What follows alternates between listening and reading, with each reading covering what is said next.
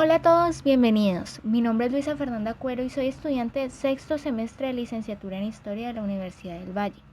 Mi exposición virtual tiene por nombre Análisis desde el movimiento Nueva Objetividad del periodo entre guerras, 1914 a 1950, bajo el pincel de George Grosz y Otto Dix. El propósito de esta exposición es relacionar los postulados presentes en las obras artísticas de los dos autores frente a las situaciones sociales de Alemania.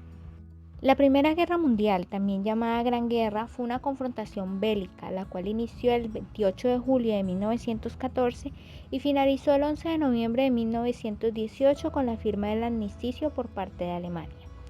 La característica más importante para este análisis y esta exposición virtual es la estrategia militar utilizada por el ejército alemán, el cual puso en práctica una guerra relámpago, en la cual los ataques eran rápidos y estratégicos para ganar terreno y conquistar el territorio. La guerra de trincheras o de posiciones permitía que el combate se disputara en frentes estables situados en territorios de ambos bandos.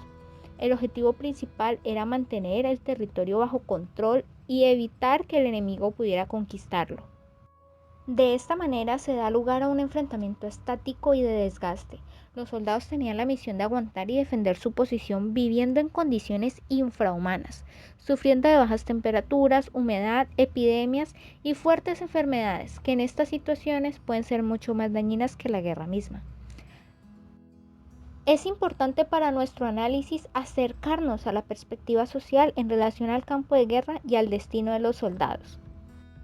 Como punto de estudio de la Segunda Guerra Mundial tenemos las prohibiciones creadas por la Cámara de Cultura del Tercer Reich en noviembre de 1933, como medida de regulación del mundo del arte y la cultura a partir de una estructuración política, la cual buscaba guiar y vigilar el contenido de dichas creaciones en búsqueda de que correspondiera con los valores y aspiraciones del Tercer Reich. Este ministerio se encargó de controlar todos los aspectos de la creación artística, cultural, literaria y además su distribución, centralizando el control de las actividades estéticas a partir de dicha cámara e impulsando un diseño de leyes en fin de regular toda producción cultural en el territorio. Bajo la premisa de la reestructuración de la cultura alemana, el gobierno propone nuevas políticas morales de la nación. Se concibe entonces la creación artística y cultural como expresiones de salud y valor racial, diseñando acciones explícitas para combatir cualquier manifestación que, en opinión del régimen, encarne un espíritu anti-alemán, desplegando toda su violencia contra sus adversarios políticos y posteriormente contra cualquier detractor. Entonces es importante comprender de qué trata la nueva objetividad. Este movimiento artístico surgió a comienzos de los años 1910 en Alemania, rechazando cualquier declaración o manifestación del expresionismo. Se dice que este movimiento acaba en 1933 con la caída de la República de Weimar y la toma de poder del Partido Nacional Socialista Obrero Alemán. Sin embargo, este arte pictórico se siguió realizando a lo largo de dicho periodo conocido como Tercer Reich. Desde diferentes entornos, amparados por el anonimato, se les permitía continuar con sus expresiones artísticas. El movimiento Nueva Objetividad poseía dos ramas, el realismo mágico y los veristas.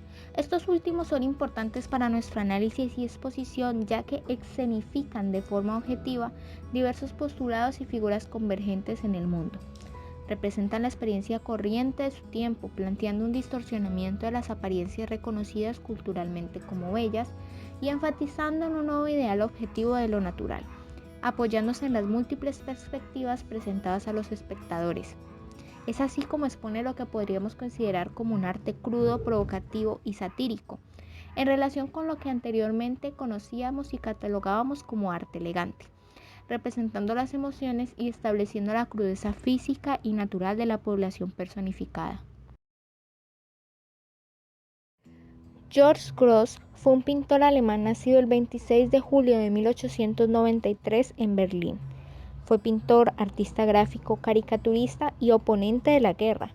Sus pinturas y dibujos están fuertemente influenciados por el verismo flujo de la literatura italiana del siglo XIX, dando lugar a una descripción precisa, con un compromiso social y crítico frente a las representaciones caracterizadas, en muchos casos drásticas y provocativas, enmarcadas de la misma manera en una declaración política ante la sociedad.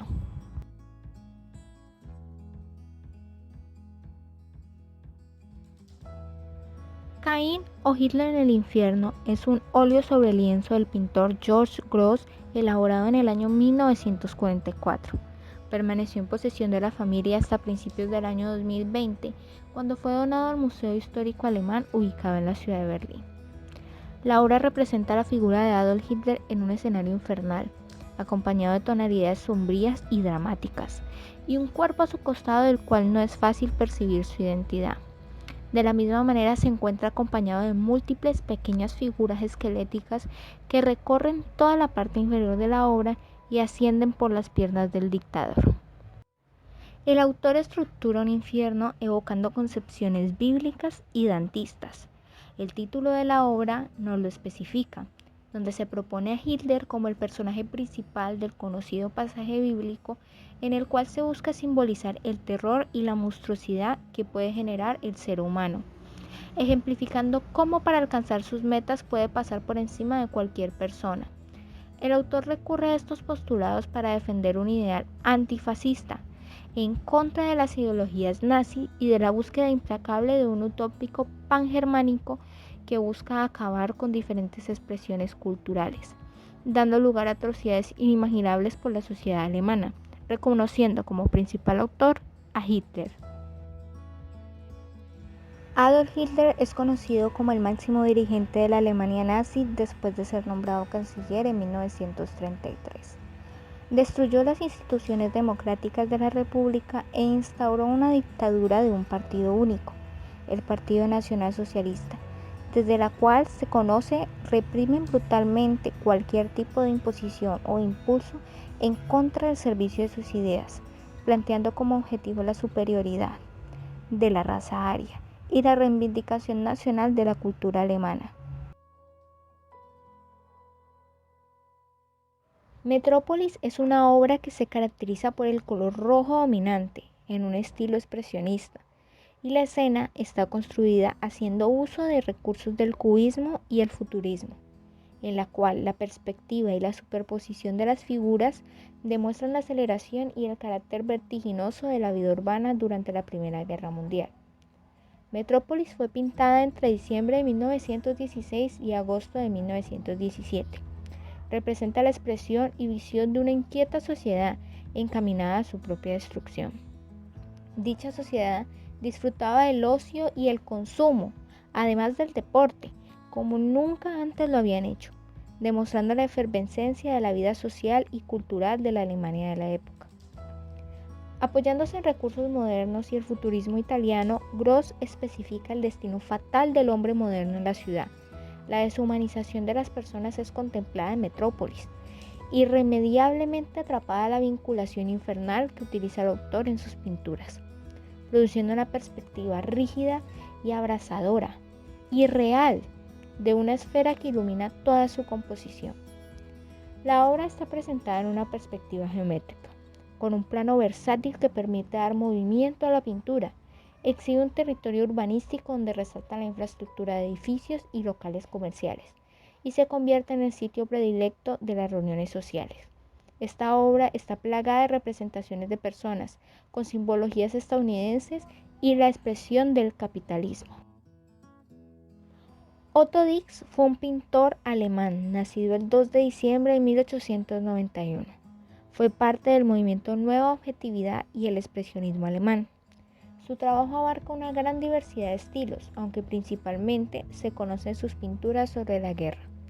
Tras la llegada al poder del Partido Nacional Socialista, fue uno de los primeros artistas en ser destruidos por el régimen. Su trabajo fue tachado de arte degenerado y partícipe de un sabotaje al espíritu militar de las Fuerzas Armadas. Se le fueron confiscadas aproximadamente 260 obras, de las cuales algunas fueron vendidas y otras quemadas en la hoguera.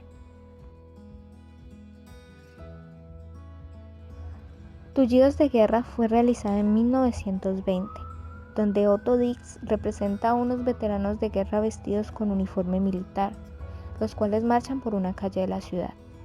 Estos hombres se encuentran horriblemente mutilados y desfigurados, panorama frecuente en la Alemania de la época después de la Primera Guerra Mundial, cuando aproximadamente 80.000 soldados regresaron amputados a sus casas desde el frente.